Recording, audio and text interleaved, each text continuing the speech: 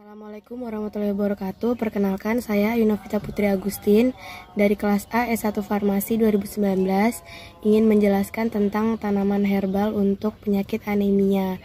Di sini saya bersama teman saya yang bernama Muhammad Wahyu Hidayat dan Muhammad Nur Azhari Saihu Alwi. Di sini saya akan menjelaskan tentang anemia. Anemia adalah penyakit gangguan darah yang ditandai dengan kurangnya jumlah sel darah merah dan dari batas semestinya. Kondisi ini juga biasa disebut dengan penyakit kurang darah. Masalah kekurangan darah juga bisa terjadi jika sel-sel darah merah tidak mengandung cukup hemoglobin. Hemoglobin adalah protein kaya zat besi yang memberikan warna merah pada darah. Protein ini membantu sel-sel darah merah membawa oksigen dari paru-paru ke seluruh tubuh. Jika Anda memiliki anemia, tubuh Anda tidak mendapat cukup darah yang mengandung banyak oksigen. Lalu, akibatnya Anda mungkin merasa cepat lelah atau lemah. Anda juga mungkin mengalami gejala lain seperti sesak nafas, pusing, atau sakit kepala. Contoh gejala-gejala anemia sangat bervariasi, tergantung pada penyebabnya. Penderita anemia bisa mengalami gejala berupa lemas dan cepat lelah, sakit kepala dan pusing, kulit terlihat pucat atau kekuningan, detak jantung tidak teratur, nafas pendek, nyeri dada, dingin di kaki dan di tangan. Gejala tersebut awalnya sering tidak disadari oleh penderita, namun akan makin terasa seiring bertambah parahnya kondisi anemia. Penyebab-penyebab anemia adalah: yang pertama, anemia akibat kekurangan zat besi. Kekurangan zat besi membuat tubuh tidak mampu menghasilkan hemoglobin. Kondisi ini bisa terjadi akibat kurangnya asupan zat besi dalam makanan atau karena tubuh tidak mampu menyerap zat besi, misalnya akibat selisiak. Yang kedua, anemia pada masa kehamilan. Ibu hamil memiliki nilai hemoglobin yang lebih rendah dan hal ini normal. Meskipun demikian, kebutuhan hemoglobin meningkat saat hamil, sehingga dibutuhkan lebih banyak zat pembentuk hemoglobin, yaitu zat besi, vitamin B12, dan asam folat. Yang ketiga, anemia akibat pendarahan. Anemia dapat disebabkan oleh pendarahan berat yang terjadi secara perlahan dalam waktu lama atau terjadi seketika.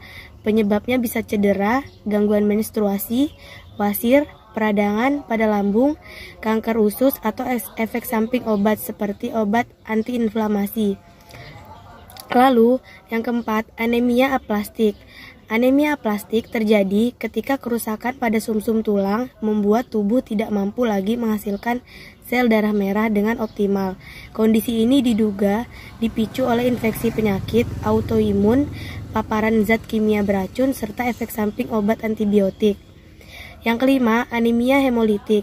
Anemia hemolitik terjadi ketika penghancuran sel darah merah lebih cepat daripada pembentukannya. Kondisi ini dapat diturunkan dari orang tua atau didapat setelah lahir akibat kanker darah. Yang keenam, anemia akibat penyakit kronis. Beberapa penyakit dapat mempengaruhi proses pembentukan sel darah merah, terutama bila berlangsung dalam jangka panjang. Beberapa di antaranya adalah penyakit ginjal, kanker, HIV atau AIDS. Yang ketujuh, anemia yang disebabkan oleh talasemia, yang disebabkan oleh mutasi gen yang mempengaruhi produksi hemoglobin. Seseorang dapat menderita talasemia jika satu atau kedua orang tuanya memiliki kondisi yang sama. Sekian dari saya, akan dilanjutkan oleh teman saya. Terima kasih. Saya Muhammad Wahyu Hidayat akan menjelaskan tentang tanaman yang dapat mengobati penyakit anemia. Jadi, salah satu tanaman yang dapat mengobati penyakit anemia yaitu tanaman bayam. Cara mendapatkannya cukup mudah, yaitu dapat dibeli di pasar atau supermarket dan bisa juga ditanam di rumah sendiri. Tanaman bayam memiliki kandungan vitamin dan mineral, yaitu vitaminnya ada vitamin A, vitamin B, vitamin C, dan mineral-mineralnya adalah magnesium, asam fosfat, zat besi, potasium, kalsium, dan sodium. Sekian dari saya. Kemudian cara pengolahan dan manfaat dari bayam sendiri. Untuk cara pengolahannya, yang pertama tentunya beli bayam dulu di pasar ataupun di supermarket. Kemudian cuci bersih bayam tersebut agar terhindar dari kotoran dan kuman yang mengendap di batang dan daunnya. Terus cara mencucinya itu yang pertama, rendam bayam di wadah yang berisi air, terus usap permukaannya, terus tuh keringkan dengan handuk ataupun tisu, kemudian bayam pun siap untuk diproses. Jika Anda tidak ingin memprosesnya secara langsung, Anda bisa menyimpan bayam tersebut di wadah yang bersih dan kedap udara, terus dimasukkan ke kulkas. Bayam yang belum sempat dicuci dapat bertahan dalam 4 hari jika dimasukkan ke plastik lalu disimpan di dalam kulkas. Untuk manfaatnya sendiri, bayam dapat mengobati anemia, maksudnya mencegah anemia, terus juga mengurangi risiko terkena penyakit kanker, terus mengurangi radang, terus meningkatkan sistem kekebalan dari tubuh kita sendiri.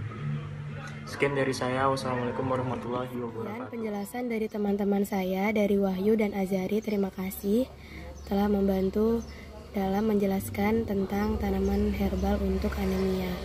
Sekian dari kelompok 16. Terima kasih sebelumnya kepada semuanya. Jangan lupa di like, komen, dan di subscribe.